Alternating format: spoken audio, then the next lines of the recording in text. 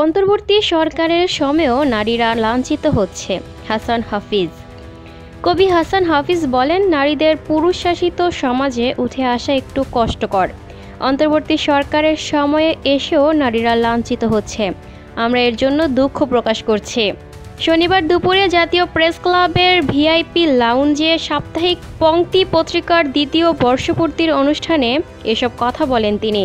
হাসান হাফিজ বলেন, নারীর অধিকার আদায়ে পংক্তি পত্রিকা এবং এর সম্পাদক জান্নাতুল ফেরদৌস পান্না সাহসী ভূমিকা রাখবে বলে প্রত্যাশা করছি। এই আধুনিক সময়ে এসেও নারীরা সমানাধিকার পাচ্ছেন না।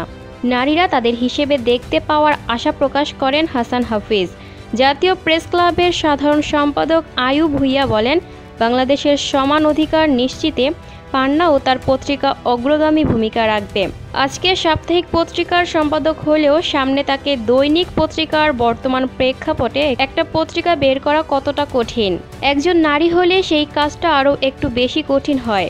আজকে দ্বিতীয় প্রতিষ্ঠা বার্ষিকী পালন করছে, সাহস আছে বলেই পারছে। যেহেতু পংক্তি সাহিত্য সংস্কৃতি নিয়ে পত্রিকাটা বের হচ্ছে, সেহেতু সংস্কৃতিকে গুরুত্ব দিতে হবে। রাজনৈতিক বিপ্লবের চেয়ে সাংস্কৃতিক বিপ্লব আরও বেশি গুরুত্বপূর্ণ। সুতরাং এই জাতিকে বাঁচাতে হলে সাংস্কৃতিক বিপ্লব করতে হবে। সাপ্তাহিক পংক্তি পত্রিকার সম্পাদক জান্নাতুল ফেরদৌস পান্নার সভাপতিত্বে আরও বক্তব্য দেন কবি আব্দুল মান্নান, বাংলাদেশ প্রতিদিনের সিনিয়র রিপোর্টার মানিক মুনতাসির, মফিজুল ইসলাম বাপু, কবি মোশাররফ হোসেন, আইয়ুব আনসারী প্রমুখ।